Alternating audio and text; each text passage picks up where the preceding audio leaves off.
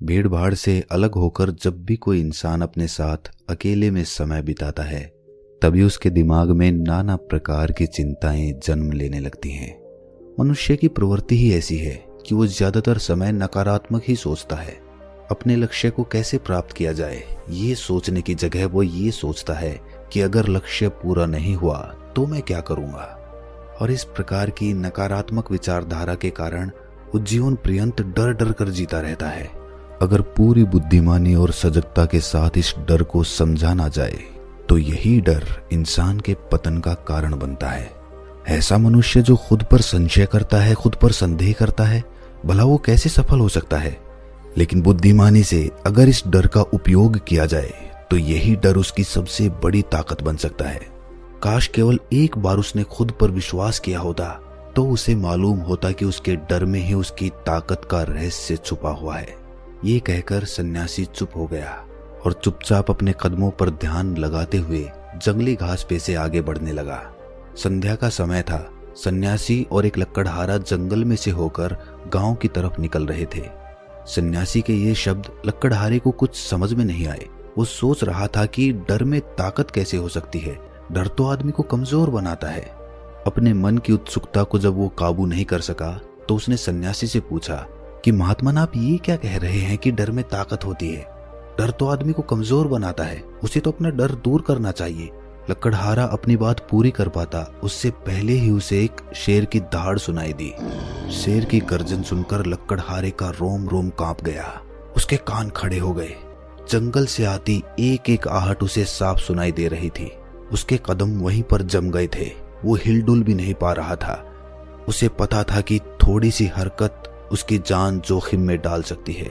उसका दिल तो तेजी के साथ धड़क रहा था, लेकिन फिर भी वो अपनी सांसों पर काबू पाने का प्रयास कर रहा था। कुछ देर बाद जब खतरा टल गया तब सन्यासी ने कहना शुरू किया। सन्यासी ने कहा कि अभी जब तुम डरे हुए थे तो तुम्हारे शरीर का रोम रोम जाग गया था। जंगल से आ रही छोटी से छोटी आहट पर भी तुम्हारा ध्यान लगा हुआ था।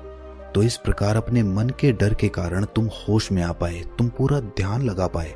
इससे पहले जब तक तुम्हें शेर की दहाड़ सुनाई नहीं दी थी तब तक तुम अपने विचारों में खोए हुए थे। लेकिन जैसे ही तुम्हें शेर की दहाड़ सुनाई दी वैसे ही तुम्हारे सारे विचार गायब होकर तुम वर्तमान में उपस्थित हो गए थे। यदि तुम्हें अभी शेर से बचकर भागना होता या फिर उससे लड़ना होता तो तुम्हें अपने शरीर की वो क्षमता देखने को मिलती जो आज तक जीवन में तुमने खुद भी महसूस नहीं की होगी। जब कोई कुत्ता तुम्हारे पीछे दौड़ता है उस समय तुम्हारी जो रफ्तार होती है वो तुम्हारी आम जिंदगी से कहीं ज्यादा होती है। साधारण जीवन में तुम इतने तेज नहीं दौड़ पाओगे जितना कि एक कुत्ते के सामने दौड़ पाओगे। ये ताकत या कहें कि हमारे शरीर की क्षमता तभी देखने को मिलती है जब हमारा मन डर में होता है। किसी डरावनी परिस्थिति में हमारा मस्तिष्क और हमारा शरीर अपने उच्चतम श्रेणी में काम करता है। जो काम तुम आम जिंदगी में नहीं कर पाते वो तुम्हें डराकर कराया जा सकता है। जहां पर भी तुम्हें डर का एहसास होता है वहीं पर तुम्हारी इंद्रियां पूर्ण रूप से सक्रिय हो जाती हैं। तुम्हारे कानों के सुनने की क्षमता तेज हो जाती है, दृष्टि एकटक हो जाती है, पूरी सजग हो जाती है, सक्रियता बढ़ जाती है। और जैसे जैसे वो डर खत्म होता है वैसे वैसे तुम सुप्त अवस्था में चले जाते हो, तुम सो जाते हो और तुम्हारी इंद्रियां फिर से आराम की स्थिति में चली जाती हैं। सन्यासी ने लकड़हारे से कहना जारी रखा कि परीक्षा से एक दिन पहले जो याद करने की तुम्हारी गति होती है वो साधारण याद करने की क्षमता से कहीं तेज होती है। सिर्फ एक बार याद किया हुआ तुम्हें परीक्षा के समय याद रह जाता है और तुम जानते हो कि ये सब परीक्षा के डर से ही होता है। इसीलिए डर को दूर करने की जगह इंसान को ये सोचना चाहिए कि वो अपने डर को ताकत कैसे बना सकता है। जिस प्रकार सुख और दुख, प्रकाश और अंधेरा एक ही सिक्के के दो पहलू होते हैं, उसी प्रकार डर और ताकत भी एक ही सिक्के के दो पहलू होते हैं। जिस प्रकार रोशनी के बिना अंधेरा पूर्ण नहीं होता, सुख के बिना दुख पूर्ण नहीं होता, उसी प्रकार डर के बिना ताकत का भी कोई महत्व नहीं है। लकड़हारा सन्यासी के ज्ञान से बहुत प्रभावित हुआ। वो उनके चरणों में नतमस्तक हो गया और उनसे पूछा कि महात्मन, अंधेरे को तो दिया जलाकर रोशनी से भरा जा सकता है, लेकिन अपने डर को ताकत में कैसे बदलें? इसके लिए कोई उपाय बताएं। इस पर सन्यासी ने कहा कि डर दो प्रकार के होते हैं। सबसे पहला मानसिक डर और दूसरा शारीरिक डर। सन्यासी ने लकड़हारे को समझाते हुए कहना शुरू किया कि मान लो तुम्हें जंगल से होकर गुजरना है और अचानक तुम पाते हो कि तुम्हारे मन में शेर का ख्याल आ गया। अभी तक प्रत्यक्ष रूप में शेर तुम्हारे सामने नहीं आया है, ना उसकी दहाड़ सुनाई दी है, मतलब दूर दूर तक कोई अंदेशा नहीं है कि जंगल में शेर मौजूद है, लेकिन शेर का ख्याल आने से तुम्हारे मन में एक डर पनप गया। अब तुम्हारा उठने वाला एक एक कदम उसी डर से अभिभूत होगा। हर समय तुम्हारे मन में यही ख्याल चलेगा कि कहीं शेर ना जाए। ये शेर वर्तमान में तुम्हारे सामने नहीं है, ये तुम्हारी भविष्य की कल्पना है। इसी प्रकार जो मनुष्य अतीत और भविष्य की चिंताओं में डूबा रहता है, वो मानसिक डर का शिकार होता चला जाता है। इसी विडंबना के कारण वो अपने जीवन में जितने भी निर्णय लेता है, वो सारे मानसिक डर से ग्रसित होते हैं। इसीलिए ज्यादातर मनुष्य पूर्ण रूप से अपने निर्णय पर भरोसा नहीं कर पाते हैं, और यही निर्णय या फिर फैसले जो आधे मन से लिए जाते हैं, मनुष्य के कार्य को पूरा नहीं होने देते। लेकिन ये भी सत्य है कि मानसिक डर के कारण ही इंसान अपनी तैयारी पूरी करता है।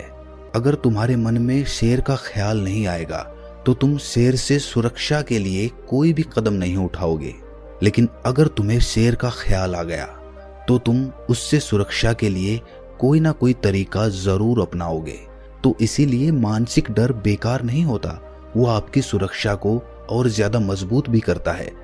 लेकिन समस्या तब शुरू होती है जब आप चाहकर भी कुछ नहीं कर सकते, लेकिन उसके बावजूद आप मानसिक डर झेल रहे होते हो। उदाहरण के लिए कुछ मनुष्य हमेशा ये सोचते रहते हैं कि उन्हें कोई बीमारी ना हो जाए, कहीं उनके साथ कोई दुर्घटना ना घट जाए, कहीं उनके साथ कोई धोखा ना कर दे। लेकिन इन सब घटनाओं पर उनका कोई जोर नहीं होता है, ये उनके हाथ में नहीं होता है। अगर दुर्घटना होनी होगी तो होगी ही, अगर बीमारी होनी होगी तो होगी ही। अच्छा खान पान और अच्छी दिनचर्या का पालन करने के बाद भी अगर कोई मनुष्य बीमार हो जाता है तो ये उसके नियंत्रण के परे की बात है। अपनी तरफ से उसने पूरी कोशिश की और यही उसका कर्तव्य था, उसमें कोई कुछ क्या कर सकता है। जो घटनाएं इंसान की पहुंच के परे होती हैं, वो उनसे भी परेशान होता रहता है, उनसे भी उसका मन घबराता रहता है, और यही मानसिक डर उसके पतन का कारण बनता है। और यही मानसिक डर अगर सही तरीके से इस्तेमाल किया जाए तो मनुष्य समझदार और अनुभवी कहलाएगा।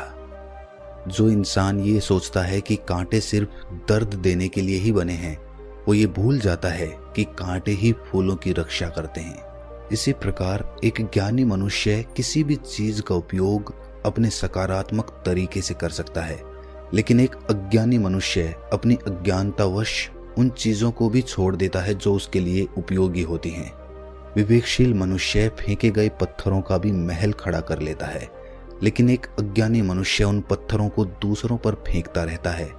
अगर किसी मनुष्य को अपने मानसिक डर को ताकत में बदलना है तो उसके कुछ नियम हैं, कुछ उपाय हैं। सबसे पहला उपाय, अपने विचारों का निरीक्षण। अगर हम अपने जीवन में अपने विचारों का निरीक्षण करेंगे तो हम पाएंगे कि ज्यादातर विचार हमारे काल्पनिक होते हैं, और इसीलिए जो डर उन विचारों के कारण पनपता है वो भी काल्पनिक होता है। ज्यादा सोचने वाले लोगों को जब सोचने के लिए कुछ नहीं मिलता तो वो निरर्थक बातों के बारे में सोचने लगते हैं, और वो बेकार के विचार उसे तो परेशान करते ही हैं, साथ के साथ उसके परिजनों को, उसके सगे संबंधियों को भी परेशान करते हैं। इसीलिए ज्यादा सोचने वाले लोगों को ये समझना चाहिए कि मन में उठ रहे तमाम विचारों में से काम के विचार कौन से हैं और बेकार के विचार कौन से हैं। जो निरर्थक विचार हों उन्हें दूर करते जाओ, और जो सार्थक विचार हों उनको गहराई से सोचना शुरू करो। तभी तुम्हारी समस्याओं के, तुम्हारी उलझनों के उपाय निकलेंगे। मानसिक डर को दूर करने का दूसरा उपाय है उसका सामना करना। इसका मतलब ये नहीं है कि तुम शेर के सामने जाकर खड़े हो जाओ, बल्कि इसका मतलब ये है कि पूर्ण सुरक्षा के साथ तुम जंगल में जा रहे हो। यदि जंगल में जाना बहुत आवश्यक है तो तुम शेर के डर से अपने घर पर नहीं बैठ सकते हो। इसी प्रकार मनुष्य के जीवन में बहुत सारे डर होते हैं, जैसे कि परीक्षा का डर, लक्ष्य ना पाने का डर, झूठ बोलने का डर, सच के पता लग जाने का डर, अपनों को खो देने का डर, दुर्घटना हो जाने का डर। लेकिन जैसे जैसे समय के साथ इन डरों का सामना किया जाता है, वैसे वैसे ये डर जीवन से दूर होते चले जाते हैं। अगर तुम इनसे बचने का प्रयास करते हो तो ये जीवन भर तुम्हें सताते रहेंगे। ये तभी दूर हो सकते हैं जब तुम इनका सामना करो। कुछ लोगों को तो दूसरों के सामने खुलकर बात करने में भी डर लगता है। ऐसे लोगों को अनजान लोगों से बात करनी चाहिए। जितना ही वो लोगों से बात करेंगे उतना ही उनके मन का डर दूर होता जाएगा। मानसिक डर को ताकत में बदलने का तीसरा उपाय है अपने डर को स्वीकार करना। बहुत से लोग अपने जीवन में अपने डर को स्वीकार ही नहीं कर पाते।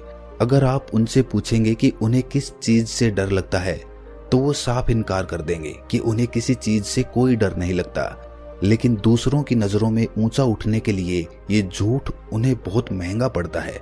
अगर वो अपने डर को स्वीकार करना नहीं सीखेंगे तो वो जीवन पर्यंत उस डर से मुक्त नहीं हो पाएंगे। इसीलिए समझदारी इसी में है कि अपने डर को स्वीकार कर लिया जाए। अगर आपको किसी चीज से डर लगता है तो किसी से शर्माने की या झिझकने की जरूरत नहीं है। हर मनुष्य को, हर इंसान को किसी ना किसी चीज से डर लगता ही है। और आप पाएंगे कि जैसे ही आप अपने डर को स्वीकार करते हैं वैसे ही आपका डर खत्म होना शुरू हो जाता है। और जितना ही आप अपने डर को छुपाने की कोशिश करेंगे आपका डर उतना ही मजबूत होता चला जाता है। ये सारे तरीके तुम्हारे मानसिक डर को तो दूर कर सकते हैं, लेकिन शारीरिक डर को दूर करने के लिए तुम्हें दूसरे तरीके अपनाने होंगे। सबसे पहले ये समझो कि शारीरिक डर कौन सा होता है। मान लो तुम किसी जंगल से गुजर रहे हो और अचानक तुम्हारे सामने शेर आ जाता है। तुमने पहले नहीं सोचा था कि शेर तुम्हारे सामने आ सकता है, लेकिन जब वो तुम्हारे सामने आता है तो तुम्हारी सारी शारीरिक गतिविधियां शिथिल हो जाती हैं। तुम्हारी सांसें अटक जाती हैं, मस्तिष्क काम करना बंद कर देता है और तुम्हारा दिल तेजी के साथ धड़कने लगता है। तो इसीलिए जब बिन सोची बात हमारे साथ घटित होती है तो हमारा शरीर उस डर को महसूस कर पाता है और वही शारीरिक डर कहलाता है। ऐसे समय में शारीरिक डर को दूर करने के कुछ उपाय हैं, कुछ तरीके हैं। सबसे पहला उपाय तो यही है कि अपने ऊपर संयम रखें। जब किसी मनुष्य के साथ बिन सोची बात घटती है तो सबसे पहले उसका संयम टूट जाता है और संयम टूटने के साथ उसका मस्तिष्क काम करना बंद कर देता है और इसी वजह से सोचने और समझने की प्रक्रिया भी रुक जाती है, क्योंकि हमारा शरीर उसी प्रकार कार्य करेगा जिस प्रकार हमारा मस्तिष्क उसे निर्देश देगा। अगर मस्तिष्क की सोचने समझने की शक्ति खत्म हो गई तो हमारा शरीर भी शिथिल हो जाता है। तो इसीलिए अगर कठिन समय में मनुष्य अपने ऊपर संयम रखता है तो उसका मस्तिष्क सही तरीके से काम करता है और वो सही निर्णय लेकर उस परिस्थिति से तत्काल बाहर आ सकता है। यहाँ पर दूसरा उपाय समझने का ये है कि जीवन में कुछ भी घटित हो सकता है। जीवन बड़ा चमत्कारिक होता है। वो हमारी सोच के अनुरूप नहीं चलता, बल्कि उसमें कुछ भी हो सकता है और यही जीवन की खूबसूरती होती है। अगर आपको आज ही पता चल जाए कि आने वाले 10 साल तक आप क्या कर पाएंगे तो आपकी जीवन में से रुचि खत्म हो जाएगी।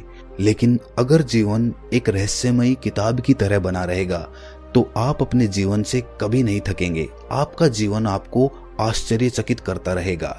इसीलिए ये समझो कि जीवन में कुछ भी घटित हो सकता है, तुम्हारी सोच से परे भी घटित हो सकता है। इसीलिए कुछ अनुमान मत लगा लेना किसी सोच को लेकर। सन्यासी ने अपनी बात खत्म करते हुए कहा कि इन तरीकों से तुम अपने मानसिक और शारीरिक डर को दूर कर सकते हो और आनंद से भरा हुआ जीवन जी सकते हो।